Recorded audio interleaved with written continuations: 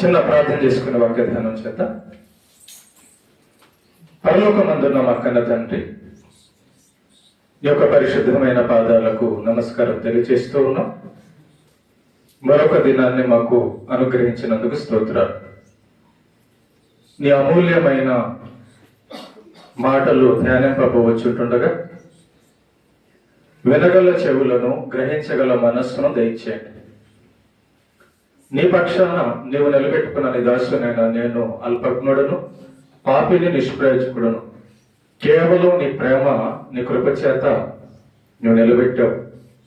అభ్యంతరపరచ చూచే సాతాను, దురాత్మ, చీకటి శక్తుల ప్రభావాన్ని తొలగించి నీ కొరకు ఉన్నతంగా మేము నేర్చుకున్నట్లుగా, వినున్నట్లుగా, పాటించున్నట్లుగా దీవించమని ప్రభువైన యేసు క్రీస్తు పేరిట ఈ ప్రార్థన మీకు సమర్పిస్తున్నాము తండ్రి. ఆమేన్. ప్రేమైన దేవుని పిల్లరా, ఈరోజు మనం ఒక పాఠాన్ని మనం నేర్చుకుందాం. కీర్తనల గ్రంథము 145వ అధ్యాయము 15వ వచనాన్ని మనం ఒకసారి చదువుదాం. కీర్తనల గ్రంథము 528వ పేజీ ఉంటది.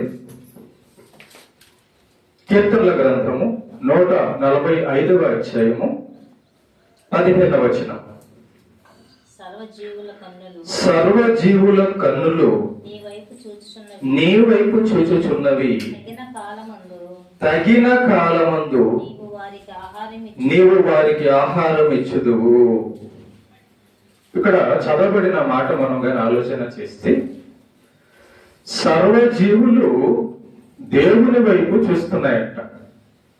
అంటే ఏమున్నాయి భూమి మీద దేవుడు చేసిన సృష్టిలో అంటే మానవులు ఉన్నారు. దేవుడు చేసిన సృష్టిలో ప్రథమంగా మానవులు ఉన్నారు. దేవుడు చేసిన ఈ సృష్టిలో పక్షులు ఉన్నాయి, జీవ జంతువులు ఉన్నాయి, చేపలు ఉన్నాయి. ఇలా రకరకాల జంతువులు, మానవులు కలిసి నివసిస్తున్నటువంటి ఈ ప్రకృతి, ఈ భూమి, ఈ సృష్టి. బాగా ఆలోచన చేయండి.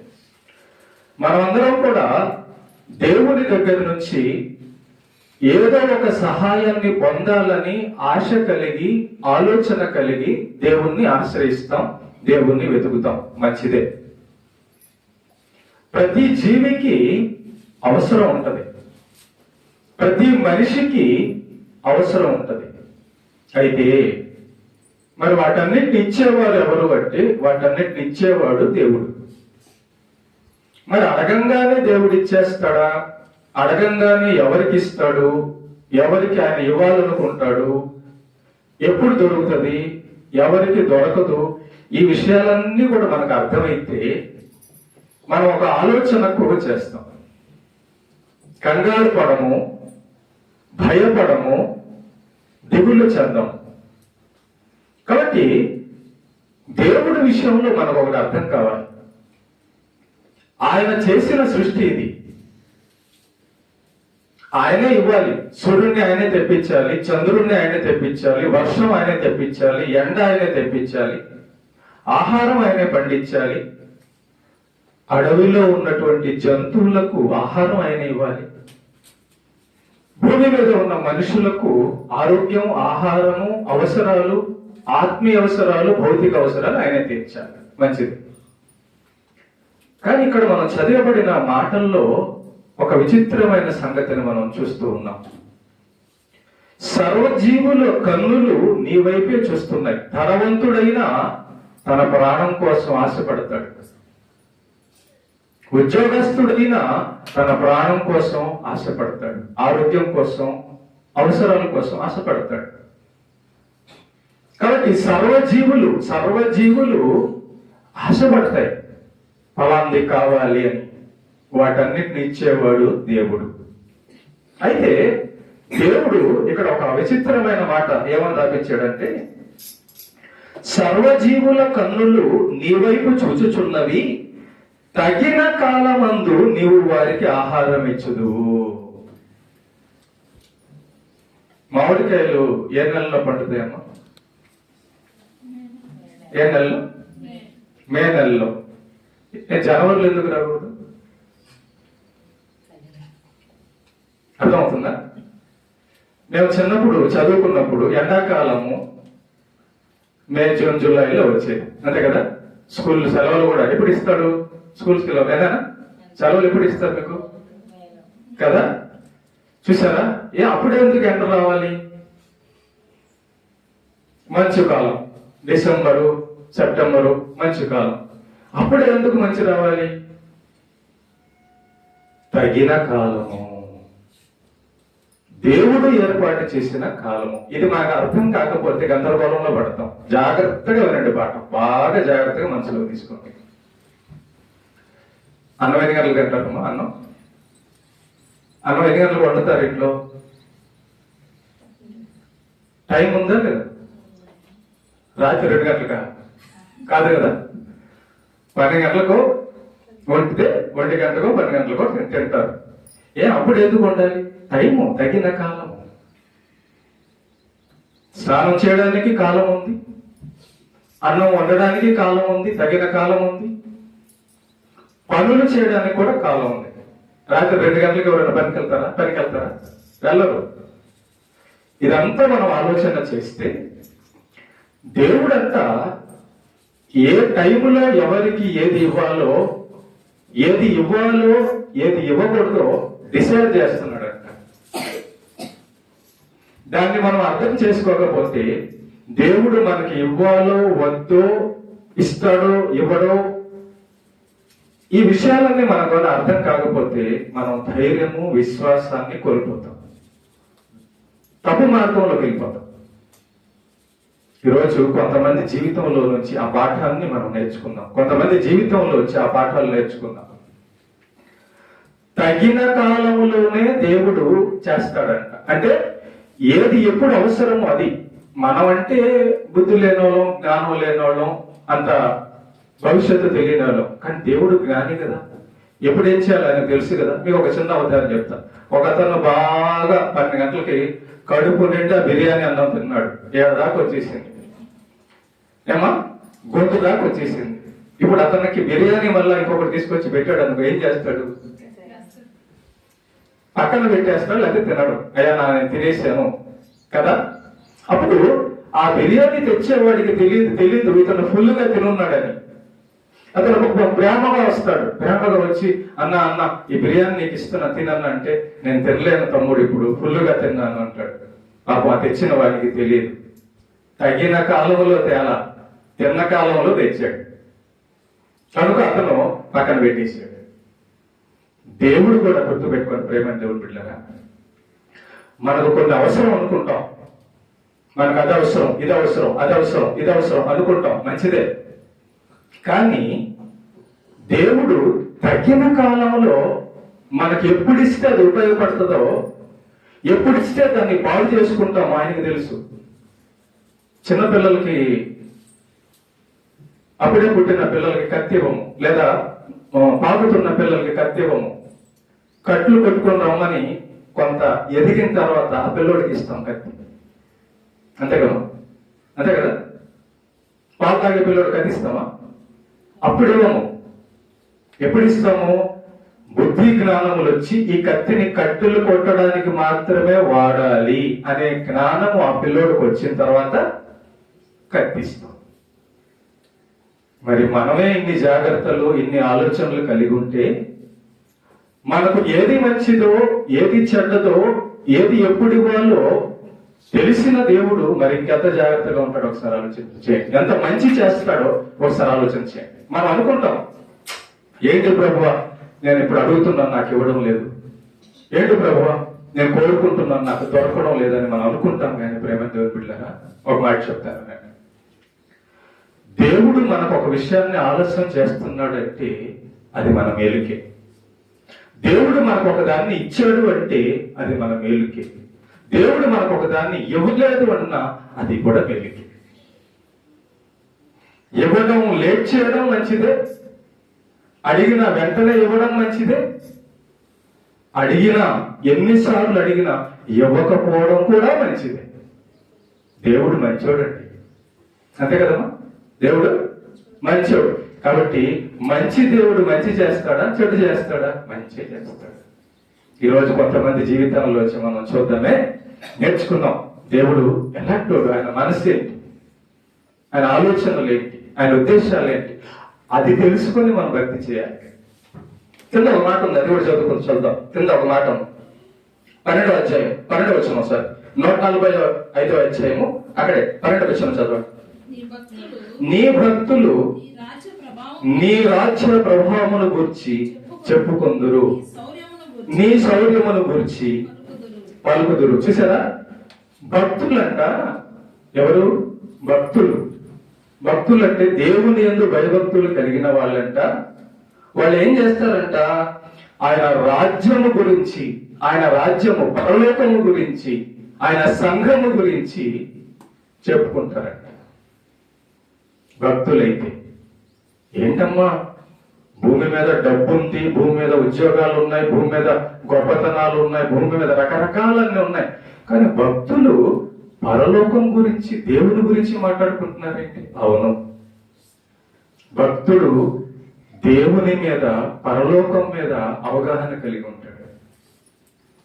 భూ సంబంధమైన వాటి మీద అంత ఎక్కువగా మనస్సు పెట్టరు. ఎందుకంటే భూ సంబంధమైనవన్నీ కూడా తాత్కాలికమైనవి, పర సంబంధమైనవన్నీ కూడా శాశ్వతమైనవి. కాబట్టి గుర్తుపెట్టుకోండి, మనం చిన్నపిల్లవాడికి వెంటనే కత్తి ఎందుకు ఇవ్వమంటే, అప్పుడు కాదు వాడికి అవసరం కత్తి, పెద్దోడు అయిన తర్వాత కట్లు కొట్టడానికి అవసరం.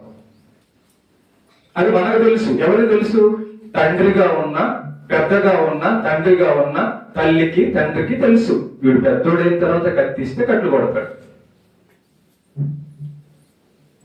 దేవుడికి కూడా మనకెన్నో కోరికలు. వాడికి చిన్నపిల్లవాడికి ఆశ ఉంటుంది, అది పట్టుకోవాలని, నిప్పు పట్టుకోవాలని, కత్తి పట్టుకోవాలని, దాన్ని పట్టుకోవాలని. మొన్న సహోదరి ఇంట్లో వాళ్ళ చెల్లి కొడుకు మెట్ల కింద ఆడుకుంటుంటే పక్కనే పాము ఉంది. సహోదరి అవునమ్మా, మనమైతే పాముని చూడంగానే పాముని అరుస్తాం, లేదా కొట్టడానికి ట్రై చేస్తాం. పిల్లోడికి తెలియదు అది పాముని. అలాంటి పరిస్థితుల్లో మనం ఉంటాము కనుక దేవునికి మనం ఎప్పుడు కూడా పిల్లలమే. కాబట్టి ఆయన మన మేలు కోరే తండ్రి. ఎప్పుడు ఏది ఇవ్వాలో ఆలోచన చేస్తాడు, ఇవ్వాలో వద్దో ఆలోచన చేస్తాడు, లేటుగా ఇవ్వాలనుకుంటాడు, లేదా అసలు ఇవ్వకూడదని కూడా అనుకుంటాడు. ఓకే, కొంతమంది జీవితాల్లో వచ్చి ఈ విషయాలు మనం చూసినప్పుడు ఒక నిర్ణయానికి మనం రావచ్చు, ఓహో దేవుడు ఇలా చేస్తాడా. చూద్దాం, కొంతమంది జీవితాలు మనందరికీ తెలిసిందే, కానీ ఇలా ఆలోచన చేసి ఉంటాం. ఎప్పుడు కూడా మనం ఇలా ఆలోచన చేసి ఉంటాం. చూడండి ఒకసారి, యోహాను సువార్త 5వ అధ్యాయం, యోహాను సువార్త 5వ అధ్యాయం తిండి ఒకసారి. 5వ అధ్యాయము 5వ వచనం. అక్కడ 38 ఏండ్ల నుండి వ్యాధి గల ఒక మనుషుడు, అతనికి వ్యాధి వచ్చి ఎన్ని సంవత్సరాలు అయిందమ్మా? 38 సంవత్సరాలు. ఈ 38 సంవత్సరాల నుంచి వ్యాధి గల వ్యక్తి పడి ఉన్నాడట కోనేరు దగ్గర, బేతెస్దా కోనేరు దగ్గర. మీద తెలుసు 6వ వచనం. యేసు వాడు పడి ఉండుట చూచి వాడు అప్పటికి బహుకాలము నుండి ఆ స్థితిలో ఉన్నాడని ఎరిగి స్వస్థపడగోరుచున్నావా అని వారిని అడుగగా. చూడండి ఎంత బాగుందో విషయం. 38 సంవత్సరాలు అయింది రోగం వచ్చి అతనికి. ఎన్ని సంవత్సరాలమ్మా? రోగం వచ్చిన మొదటి సంవత్సరంలో యేసు ప్రభు ఎందుకు బాగు చేయలేదు? తగిన కాలము. 38 సంవత్సరాలు ఆ వ్యక్తి రోగంతో బాధపడ్డాడు. 38 సంవత్సరాలు ఆ వ్యక్తి ఓపిక పట్టాడు. 38 సంవత్సరాలు ఆ వ్యక్తి విశ్వాసంతో ప్రయత్నం చేస్తూ ఉన్నాడు. గమనించండి, 38 సంవత్సరాల తర్వాత, అంటే 39వ సంవత్సరంలో అతనికి విడుదల కలిగించాడు దేవుడు. అసలు మనమైతే ఏం చేస్తామంటే, ఏదైనా అనారోగ్యమో ఏదైనా అవసరమో వచ్చినప్పుడు ఒక రోజు చూస్తాం, ఒక నెల చూస్తాం, ఒక సంవత్సరం చూస్తాం, 2 సంవత్సరాలు చూస్తాం, 3 సంవత్సరాలు చూస్తాం, 10 సంవత్సరాలు చూస్తాం. ఇంకొక నిర్ణయానికి వచ్చేస్తాం మనం. ఇంక ఇది కాదేమో, ఇంక ఇది దేవుడు ఇవ్వడేమో. అలా అనుకున్నా పర్లేదు, కానీ కొంతమంది ఏమనుకుంటారంటే దేవుడు అన్యాయస్తుడు అనుకుంటారు. దేవుడి మీద కోపడతారు, దేవుడిని సణుక్కుంటారు. ఏం ప్రభువా నాకు ఈ పని చేయొచ్చు కదా, ఏం దేవా నాకు ఇది ఇవ్వచ్చు కదా అనుకుంటారు. అమ్మా, దేవుడు శక్తిహీనుడు కాదు, దేవుడు బుద్ధిహీనుడు కాదు. దేవుడు తండ్రి. ఒక మాట చెప్పమంటారా? దేవుడు తలుపు ఎందుకు మూస్తాడో తెలుసా? ఆయన రక్షించాలని. సింహం వస్తుంది అనుకోండి, ఏం చేస్తామా? తలుపులు తీసేస్తామా, తలుపులు మూస్తామా? ఎందుకు మూస్తారు తలుపులు? రక్షణ పొందాలి, రక్షించాలి. దేవుని యొక్క ఆలోచనలు డిఫరెంట్ గా ఉంటాయి. అది మనం అర్థం చేసుకో, ఆయన కోణంలో వెళ్తేనే మనకు అర్థం అవుతుంది. కనుక చూడండి, ఇక్కడ వ్యక్తి 38 సంవత్సరాలు వెయిట్ చేస్తేనే కానీ అతనికి విడుదల రాల. 38 సంవత్సరాలు ఆ వ్యక్తి వెయిట్ చేయాల్సి వచ్చింది. యేసుప్రభు వచ్చి అంటున్నాడు, వాడు అప్పటికి బహుకాలం నుండి ఆ స్థితిలో ఉన్నాడని ఎరిగి అంట. ఆయనకు తెలుసు అంట, 38 సంవత్సరాల నుంచి ఇతను బాధపడుతున్నాడని ఆయనకు తెలుసు అని రాయబడి ఉంది. ప్రేమన చెల్లి, ప్రేమన అక్క, ప్రేమన తమ్ముడు, నీవు ఏ సమస్యల్లో ఏ స్థితిలో ఉన్నావో, ఎన్ని సంవత్సరాల నుంచి ఉన్నావో ఎరిగినవాడైనా. దేవుడికి తెలియక కాదు, దేవునికి చేతకాక కాదు, ఆయనకంటూ ఒక ఆలోచన ఉంది. ఈ 38 సంవత్సరాల రోగం రావడానికి కారణం ఏంటో తెలుసా? యేసుప్రభు అంటాడు, నువ్వు భయంకరమైన పాపాలు చేశావు కాబట్టి నీకు శిక్ష పడిందయ్యా అంటాడు. ఇంకో విషయం కూడా చెప్పొచ్చు, పాపం చేస్తేనే రోగం రావాల్సిన అవసరం లేదు, పాపం చేస్తేనే సమస్య రావాల్సిన అవసరం లేదు. మళ్ళీ అట్లా అనుకోబాకండి. ప్రతి మనిషి జీవితంలో కష్టం వచ్చిందంటే పాపమే కారణం అవ్వచ్చు, పాపం కారణం కాకపోవచ్చు. మనల్ని రక్షించడానికి కొన్నిసార్లు ఆయన మనల్ని తగ్గిస్తాడు. మన అవసరాన్ని బట్టి ఆయన మనల్ని నల్లకొడతాడు. మన అవసరాన్ని బట్టి ఆయన మనకు తలుపేస్తాడు. మనల్ని కాపాడడానికి ఆయన తలుపులు మూసేస్తాడు. ఆయన కాపాడటం అది. మనం ఏమనుకుంటామంటే, ఏడు తలుపులు మూసేసాడు దేవుడు. దేవుడు తలుపులు మూసాడంటే మనల్ని కాపాడాలని అర్థం. రివర్స్ లో అర్థం చేసుకోకూడదు. ఎప్పుడు కూడా దేవుడిని రివర్స్ లో అర్థం చేసుకోకూడదు. మనకు అందలేదంటే అది అవసరం, దానివల్ల మనకి ఏదో సమస్య ఉందని అర్థం. మనం ఆశిస్తున్నది ఏదో మనకి అందలేదంటే దానివల్ల సమస్య ఉందన్న అర్థం, లేదా లేటుగా అన్నా ఇస్తానన్నది అర్థం. ఎంత లేటో. ఈ వ్యక్తి ఎన్ని సంవత్సరాల నుంచి కూడా ఉన్నాడు మనకు తెలుసా? 39వ సంవత్సరంలో అతనికి తెలిసే, 39వ సంవత్సరంలో అతనికి విడుదల కలిగిద్దని తెలిసి అతనికి తెలియదు. కనుక ఈ వ్యక్తి జీవితం నుంచి మనం నేర్చుకోవాల్సిన పాఠం ఏంటంటే, దేవుడు తగిన కాలమందు స్వస్థత ఇస్తాడు. దేవుడు ఆయనను, ఎందుకంటే స్వస్థత ఇచ్చేవాడు భూమి మీద ఉన్నట్టుగా, అంటే అన్నిటికీ ఏదైనా ఇచ్చేవాడు ఆయనే. ఒక మాట చదువుకుందాం. యాకోబు పత్రిక 1వ అధ్యాయం 17వ వచనం చదవండి. యాకోబు పత్రిక 1వ అధ్యాయము 17వ వచనం. యాకోబు పత్రిక 1వ అధ్యాయం 17వ వచనం తీసుకున్నా చదవండి. శ్రేష్టమైన ప్రతి ఈవియు సంపూర్ణమైన ప్రతి వర్మను పరసంబంధమైనదై జ్యోతిర్మయుడకు తండ్రి వద్ద నుంచి వచ్చును. చూసారా, ఎక్కడి నుంచి రావాలంటే మనకి ఆశీర్వాదాలు, ఎక్కడి నుంచి రావాలి రక్షణ, ఎక్కడి నుంచి రావాలి ఆరోగ్యం, ఎక్కడి నుంచి రావాలి ధనం, ఎక్కడి నుంచి రావాలి బరువు, ఎక్కడి నుంచి రావాలి మనకు మనశ్శాంతి అంటే పరలోకంలో ఉన్న దేవుడి పాదాల దగ్గర నుంచి రావాలి. ఆయన కృపా కటాక్షముల హస్తముల నుంచి మనకు రావాలంట. అందుకే సర్వజీవులు ఆయన వైపు చూస్తున్నాయి.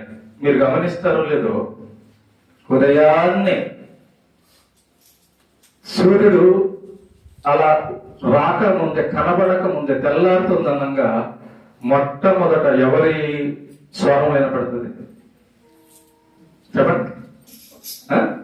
పిచ్చుకలు, పక్షులు. చూసారా? దినము అట్లా వస్తుందనగా, సూర్యుడు అట్లా వస్తున్న ఉదయంగా వస్తుందనగా పక్షులన్నీ అరుస్తుంటాయి. అదేంటో తెలుసా? దేవా, ఈనాడు మా అనుదిన ఆహారం మాకు తెచ్చేము. అది వాటి స్తుతి, అది వాటి స్వరము.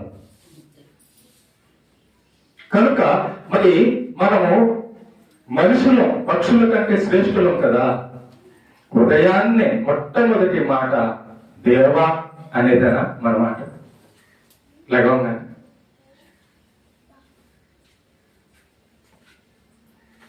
ఆలోచన చేద్దాం ప్రేమంటే పిల్లలు.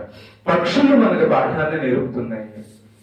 సర్వజీవులు, లోకంలో ఉన్న జీవులు మనకి నీతిని, న్యాయాన్ని. సూర్యుడు టయానికి వస్తాడు, చంద్రుడు టయానికి వస్తాడు, నక్షత్రాలు టయానికి వస్తాయి, కాలాలు టయానికి వస్తాయి. ఎందుకంటే ఆయన కంట్రోల్లో ఉన్నాయి. కానీ మనుషులే టయానికి రారండి. చచ్చి 10 కంటే చెప్పండి.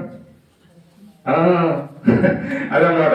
కాబట్టి ప్రతిదీ టైం ఫాలో అవుతుంది, మనుషులే టైం ఫాలో అవరు. కానీ కొన్ని ఇబ్బందులు ఉండొచ్చు, పనులు కూడా ఉండొచ్చు. సరే, అది ఓకే. కాబట్టి ప్రేమంతుల పిల్లలు గమనిస్తే మనము ఈ వ్యక్తి జీవితంలో 38 సంవత్సరాలు పట్టిందండి స్వస్థత రావడానికి. ఒకటి. రెండో వ్యక్తి దగ్గరికి వెళ్తాం. మత్తయి సువార్త 9వ అధ్యాయం 20వ వచనం చదువు. మత్తయి సువార్త 9వ అధ్యాయము 20వ వచనం.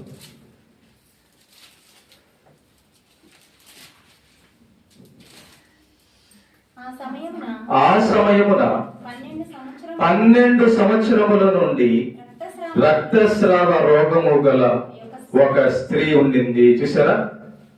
ఎన్ని సంవత్సరాలు చూడమ్మా? మొదటి సంవత్సరంలో దేవుడు బాగు చేయొచ్చు కదా. తగిన సమయము. ఆమెకి దేవుడు ఏం నేర్పించాలనుకున్నాడంటే, ఆ 38 సంవత్సరాలు అతనికి ఏం నేర్పించాలనుకున్నాడంటే, ఈమెకి ఏం నేర్పించాలంటే అనుకున్నాడంటే, నీవు నా మీద ఆధారపడవలసి ఉంది పూర్తిగా. ఈ స్త్రీ ప్రతి వైద్యుడి దగ్గరికి వెళ్ళిందంట. ఆమె ప్రతి వైద్యుడి దగ్గరికి వెళ్ళి ఏ వైద్యుడు కూడా ఆమెను బాగు చేయలేకపోయాడంట. ఆ పాఠం ఆమె నేర్పించాలనుకున్నాడు దేవుడు. ఆమె ఏమనుకుందంటే, వాస్తవానికి మొట్టమొదటి సంవత్సరానికే కదా మందిరానికి రావాల్సింది, దేవుడి దగ్గరికి రావాల్సింది. 12 సంవత్సరాలు ఎందుకు పట్టింది? ఏమా, నా మాటలు ఆలోచిస్తున్నారా? బాగు లేనప్పుడు వెంటనే రావాలా డాక్టర్ దగ్గరికి? 12 సంవత్సరాల తర్వాత వెంటనే రావాలి. కానీ ఈ స్త్రీ ఏం చేసిందంటే,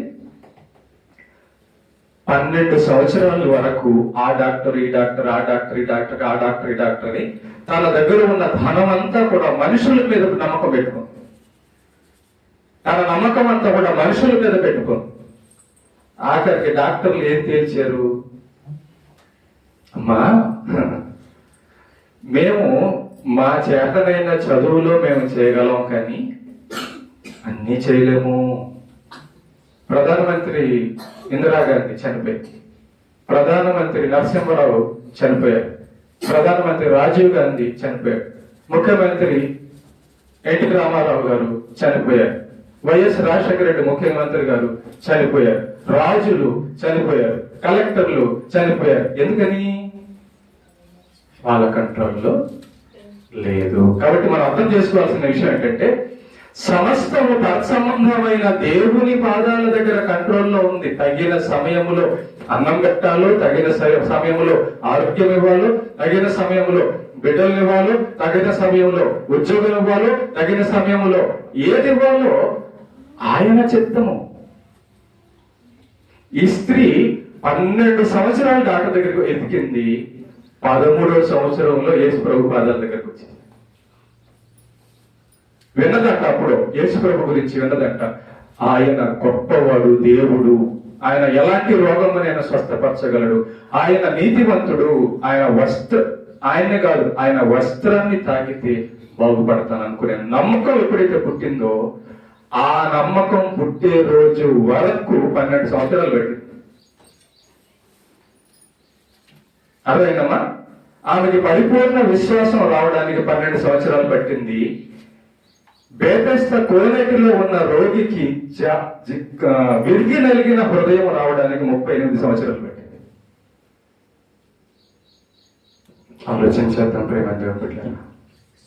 మన జీవితాల్లో వెంటనే దేవుడు కార్యం చేయొచ్చు, ఆలస్యం చేయొచ్చు, లేదా ఇవ్వకుండా ఉండొచ్చు.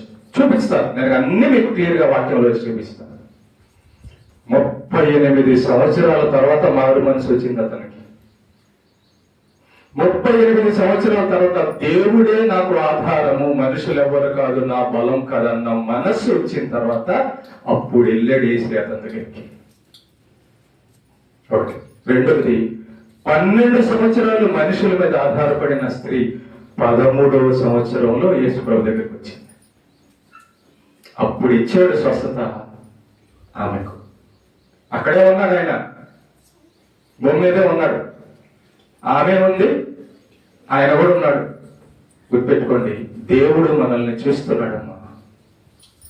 మీరు అనుకుంటున్నారు, చాలా మంది అనుకుంటారు, ఏమంటారంటే, దేవా, కొంతమంది అవిశ్వాసాలు అనుకుంటారు, నువ్వు ఉంటే, దేవుడు ఉంటే నాకు ఇది చేయడా, దేవుడు ఉంటే ఇది నాకు బాగు కాదా. అదే అవిశ్వాసం, అదే దేవుని అర్థం చేసుకోకపోవడం. కాబట్టి కంప్లీట్ గా దేవుని గురించిన జ్ఞానం మనం వచ్చిన రోజు దేవుడు మనకు అర్థం అవుతాడు. దేవుడు మనకు అర్థం కానంత వరకు మనం పరిగెడుతుంటాం. దేవుడు మనకు అర్థం కానంత వరకు మనం దెబ్బలు తింటాం.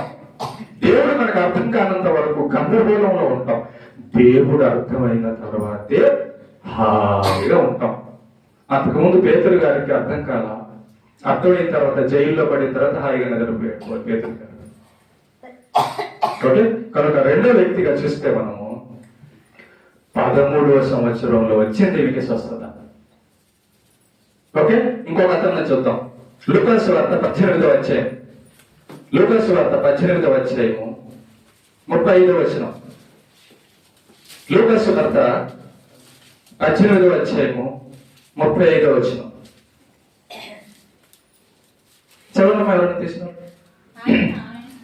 ఆయన ఎరుకో పట్టణమునకు సమీపించినప్పుడు ఒక గుడ్డివాడు త్రోవ పక్కన కూర్చొని భిక్షమడుగు కొనుచుండెను.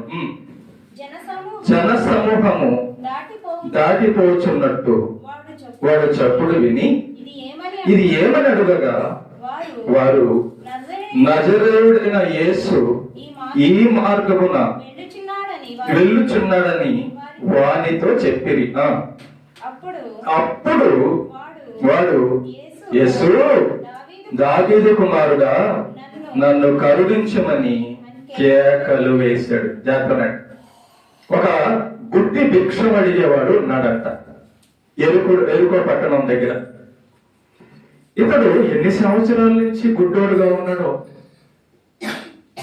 కదా, ఎన్ని సంవత్సరాల నుంచి అడుక్కుంటున్నాడో ఆ రోడ్డు పక్కన గుడ్డోడుగా. ఒకరోజు ఒక మాట అన్నాడు, యేసుని గురించిన మాట అన్నాడు. ఆయన దేవుడని, ఆయన ప్రభు అని, ఆయన రక్షకుడని, ఆయన జీవాధిపతి అని, ఆయన సర్వజీవులకు సమస్తమును ఇచ్చేవాడని విన్నాడు గుడ్డివాడు. మరి విన్న రోజే గుడ్డివానికి స్వస్థత వచ్చిందా? విన్న రోజే యేసు ప్రభు గుడ్డివాని దగ్గరికి వెళ్ళాడా? లేదు. పాపం ఎన్ని రోజులు ఆ రోడ్డు దగ్గర, యేసయ్య దారిలో వస్తే బాగుండు, నేనేమో వెళ్ళలేను, నన్ను ఎవరో తీసుకెళ్ళడానికి నాకెవరు లేరు, నేనేమో అనాథను, నేనేమో పేదవాడిని, నేనేమో మనుషులందరూ నన్ను ఆశ్రయించుకునేవాడిని, కాబట్టి ప్రభువా ప్రభువా ప్రభువా అని ఆ రోడ్డు దగ్గర ఎన్ని సంవత్సరాలు అడుక్కున్నాడు. దేవుణ్ణి పిలిచాడు కదా. అన్ని సంవత్సరాల తర్వాత దేవుడు అతని కేక విని ఆ రోడ్లో వచ్చాడు. కాబట్టి ఇతని జీవితంలో కూడా మనం చూస్తుంటే ప్రేమంటే తగిన సమయంలో దేవుడు కార్యం చేశాడు. ఈ వ్యక్తి ప్రయత్నం ఆపలేదు. గుడ్డోని కదా, నన్ను ఎవరు తీసుకెళ్తారులే, నాకేం జరుగుతుందిలే అనుకోలే. 38 సంవత్సరాల రోగి, నా వల్ల కాదు. అసలు 38 సంవత్సరాలు వెయిట్ చేయడం అనేది చిన్న విషయం అండి. చిన్న విషయం అది. 38 సంవత్సరాలు సగం జీవితం అనుకోవచ్చు. ఒక మనిషి యొక్క సగం జీవితం అది. 70 సంవత్సరాలు పూర్తి జీవితం అనుకుంటే సగం జీవితం సుమారు 40 సంవత్సరాలు అక్కడే గడిపేశాడు. ఎలా తెలుసా? ఈ రోజు కాకపోతే రేపన్నా, రేపు కాకపోతే ఎల్లుండన్నా, ఈ వారం కాకపోతే వచ్చే వారం అన్నా, ఈ నెల కాకపోతే వచ్చే నెల, ఈ సంవత్సరం కాకపోతే. ఏం ఓపిక, ఏం నమ్మకం ఉన్నది. దేవుడు చేసే వరకు ఆయన కాళ్ళని పట్టుకుంటాను, ఆయన కాళ్ళు పట్టుకుంటా. నాకెవరు లేరు, పక్కన మనుషులు ఉన్నారు, ఎవరు సాయం చేయరు. మనుషులు ఎవరు చేయరమ్మా. దేవుడు కాళ్ళు, దేవుడి దయ, దేవుడి కనికరం మనకు రావాలి. పరలోకంలో ఉన్న దేవుడు మన వైపు చూడాలి. పరలోకంలో ఉన్న దేవుడు ఆ దారిన మనం ఉన్న దారిన రావాలి. అప్పుడు కార్యం జరుగుతుంది. ఓకేనా? చివరిగా ఒక వ్యక్తిని చూపించి నేను ముగించేస్తాను. మరి ఇంతమంది జీవితం, ఒకడికేమో 38 సంవత్సరాల తర్వాత స్వస్థత వచ్చింది, ఒక ఆమెకేమో 12 సంవత్సరాల తర్వాత స్వస్థత వచ్చింది, ఒక గుడ్డివానికి కొన్ని సంవత్సరాల తర్వాత, కొంత కాలం తర్వాత స్వస్థత వచ్చింది, తగిన కాలంలో స్వస్థత వచ్చింది. ఒక మంచి భక్తుడి గురించి మీకు చూపిస్తాను చూడండి. అపోస్తలులు 2వ కొరింథీ 12వ అధ్యాయం 2వ కొరింథీ 12వ అధ్యాయం 2వ కొరింథీ 12వ అధ్యాయం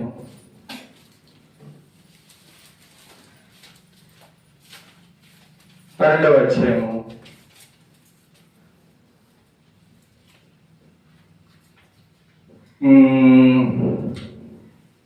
8వ వచనం.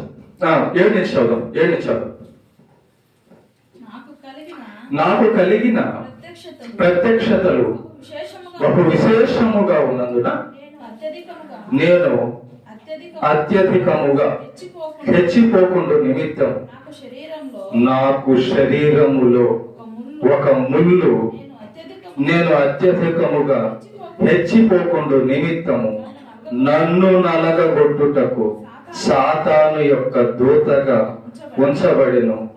అది నా వద్ద నుండి తొలగిపోవలెనని దాని విషయమై ముమ్మారు ప్రభువును వేడుకొంటిని.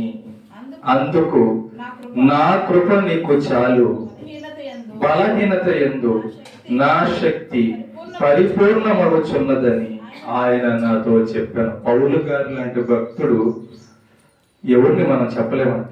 అంత గొప్ప భక్తుడు పౌలు గారు. అపోస్తలులందరికంటే ఎన్ని దెబ్బలు తిన్నాడో ప్రభు కోసం, ఎంత కష్టపడ్డాడో, ఎన్నిసార్లు చావబోయి బతికాడో దేవుడు బతికిచ్చాడు, ఎన్ని కష్టాలు పడ్డాడో దేవుడి కోసం అండి, దేవుడి కోసం. అలాంటి భక్తుడికి శరీరంలో ఒక అనారోగ్యం, ఒక ముళ్ళు ఉంది. దేవుడే పెట్టాడు, దేవుడే కావాలని పెట్టాడు. ఎందుకో తెలుసా? గర్వం వచ్చేస్తుందని పౌలుకి.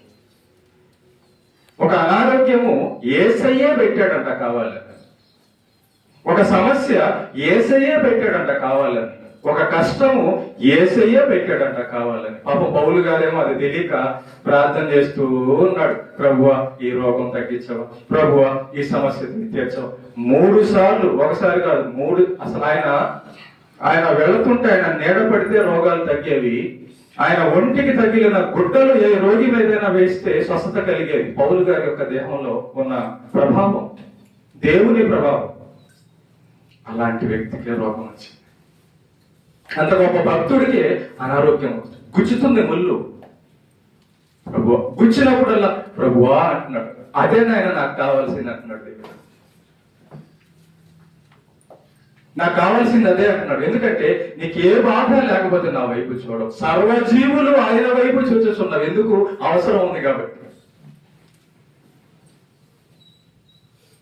హాస్పిటల్కి ఎప్పుడు వెళ్తారు? రోగి అయితే కదా. దేవుని వద్దకు మనం రావాలంటే అమ్మా ఒక సమస్య అవసరం. చూసారా సత్యం? మనమేమో లోకంలో ఉన్నవారిలాగా ఈ లోకంలోనే శాశ్వతం అనుకొని, ఈ లోకంలోనే ఆనందం అనుకొని, ఈ లోకంలో ఉన్నవి లేకపోతే అబ్బో ఏదో నష్టం అని అనుకునే భ్రమలో ఉండకూడదు. మనం ఏమనుకోవాలి తెలుసా? భక్తులు పరలోకమందు ఇక్కడ రాసినప్పుడు ఒక మాట, దేవుడు తన ఐశ్వర్యము చొప్పున క్రీస్తు యేసునందు మహిమలో మీ ప్రతి అవసరమును తీర్చును. ఫిలిప్పీ 4:19. ఇక్కడ మనకు ఏ లోటు ఉందో ఆ లోటు పరలోకంలో పడుతుంది. పౌలు గారికి భూమి మీద ఆ ముళ్ళు లేకపోతే పౌలు గారు గర్వం వచ్చేసేదంట.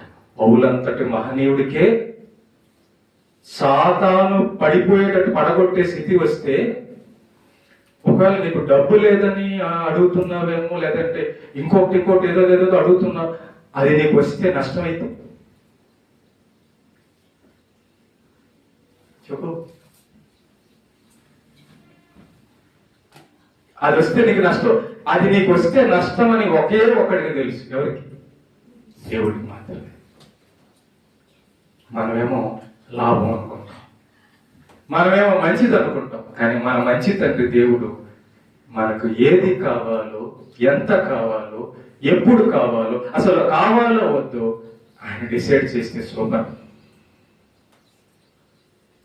కంగారు పడద్దు, భయపడొద్దు, ఆందోళన చెందొద్దు. దేవుడు మనల్ని చూస్తున్నాడు. మన తండ్రి అయినా మనకి అమ్మ నాన్నకి తెలుసండి టయానికి అన్నం పెట్టాలని, పిల్లలకి బట్టలు ఇవ్వాలని, స్కూల్ ఫీజు కట్టాలని. తెలీదా? కోడికి తెలుసండి తన రెక్కలతో కాపాడాలని. దేవుణ్ణి ఎంత తక్కువగా ఆలోచన చేయకూడదు.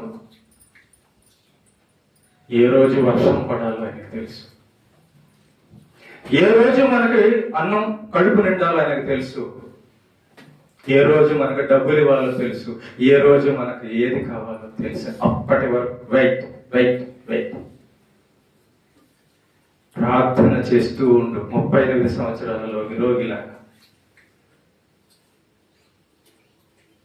12 సంవత్సరాల రక్త స్త్రీ రోగిలాగా ఆయన కాళ్ళు పట్టుకో.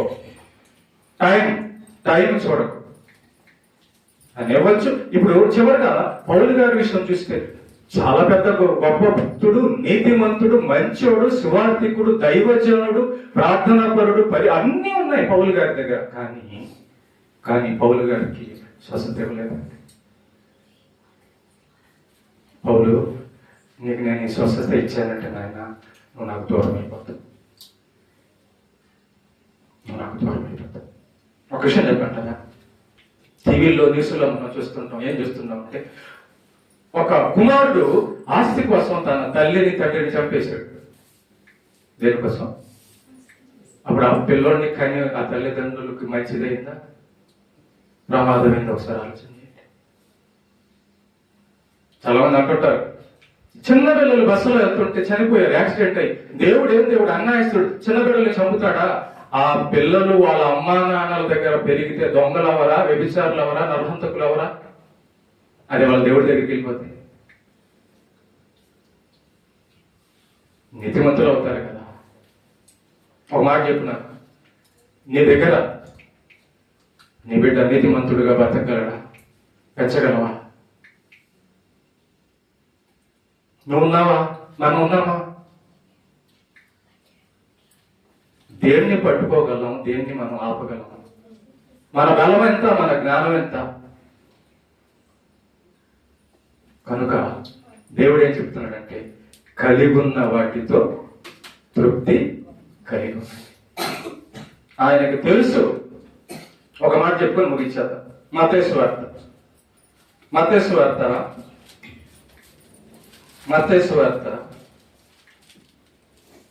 6వ అధ్యాయము 32-33 వచనాలు. 32-33 వచనాలు. 6వ అధ్యాయము ఇవన్నీ మీకు కావాలనని మన పరలోకపు తండ్రికి ఆగమ్మ. చూసారా, మనకి ఏం కావాలో, అన్నం కావాలో, బట్టలు కావాలో, డబ్బులు కావాలో, ఆరోగ్యం కావాలో, ఇంకేం కావాలో దేవుడికి తెలుసు. దేవుడికి తెలుసు. తెలియదని అనుకోవద్దు, ఇవ్వడని అనుకోవద్దు. ఇస్తాడో లేదో మనకు తెలియదు, దేవుడికి విడిచిపెట్టాలి.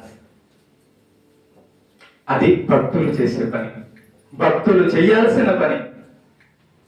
దేవా, యేసు ప్రభు ఈ లోకానికి వచ్చి ఆయన అన్న మాట ఏంటో తెలుసా? తండ్రి, నీ చిత్తమే జరుగును గాక. ప్రభు అన్నమాట. కాబట్టి ఇవన్నీ మనకు కావాలని తెలుసు, దేవుడికి తెలుసు. 33. కాబట్టి మీరు ఆయన రాజ్యమును నీతిని మొదట వెతుకుడి, అప్పుడు అవన్నీ మీకు అనుగ్రహింపబడును. కాబట్టి అమ్మా, అసలు దేవుడు మనకిచ్చిన ఈ రక్షణ ఉందే, ప్రధానమంత్రులకి దొరకలేదండి బాబు ఈ రక్షణ.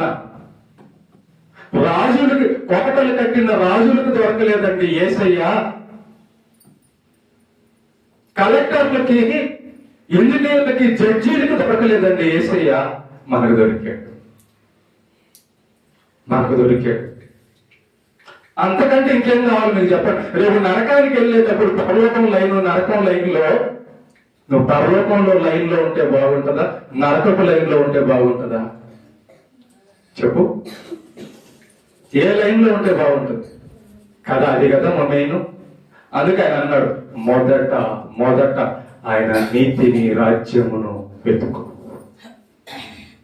నీకు అన్నం కావాలంటే అన్నం ఇస్తాడు, డబ్బులు కావాలంటే డబ్బులు ఇస్తాడు. నీ సమస్య ఏదైతే తెచ్చాలంటే తీరుస్తాడు. ఒకవేళ నువ్వు అడుగుతున్నది నీకు అవసరం లేదంటే పౌలు గారి లాగా దానివల్ల ఏదో సమస్య ఉందని అర్థం. ప్రయత్నం చేయి, ప్రార్థన చేయి, తప్పేం లేదు. కానీ ఓపికతో ప్రార్థన చేయి, ఇచ్చే వరకు ప్రార్థన చేయి, ఎవరిపైనా ప్రార్థన చేయి, ఎవరిపైనా సంతోషపడు. ఇచ్చిన దేవుని మహిమ కొరకు వాడు. ఇది సత్యం. ఇలాంటి మాటల వలన మనం ఏమవుతామంటే దేవుళ్ళో బలపడతాం, దేవుళ్ళో నిలబడతాం, దేవునితో ప్రయాణం చేస్తాం. ఏదున్నా ఏది లేకపోయినా యేసయ్యా నువ్వు ఉంటే చాలయ్యా. అది కదా మనకు, ఆయన ఉంటే చాలు. మనకి ఈ లోకంలో ఉన్న మనుషులు, ఈ లోకంలో ఉన్నవన్నీ ఒక రోజున విడిచిపెట్టాలి. చివరిగా శాశ్వతంగా ఉండేవాడు ఆయన. మన ఊరు పరలోకం, మన కుటుంబం పరలోకంలో ఉంది. మీకు క్లియర్గా అర్థమైంది అనుకుంటున్నాను నేను.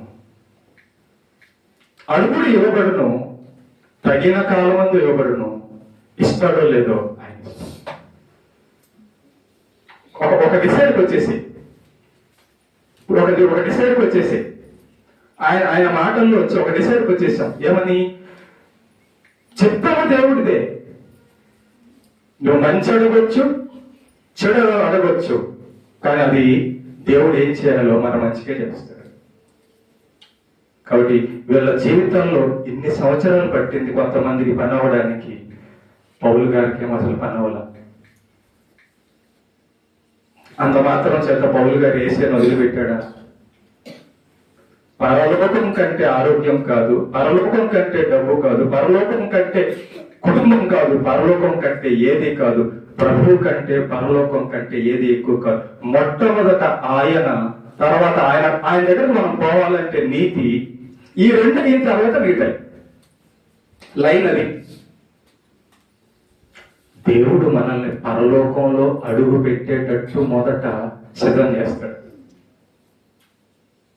డాక్టర్ చేసి నరకానికి వెళ్తే, కలెక్టర్ అయి నరకానికి వెళ్తే, ఇంజనీర్ అయి నరకానికి వెళ్తే ఉపయోగం లేదు. దేవుడు ఒక ఆలోచన ఏంటంటే మనల్ని పరలోకంలో అడుగు పెట్టించడము. దానికి ఏం కావాలి? నీతి కావాలి. కాబట్టి నీతితో అనగా ఆయన మాటలు ఆజ్ఞ పాటిస్తూ మనం వెళ్తూ ఉంటే సోమవారం ఏం కావాలో, మంగళవారం ఏం కావాలో, ఆదివారం ఏం కావాలో అని ఇస్తాడు.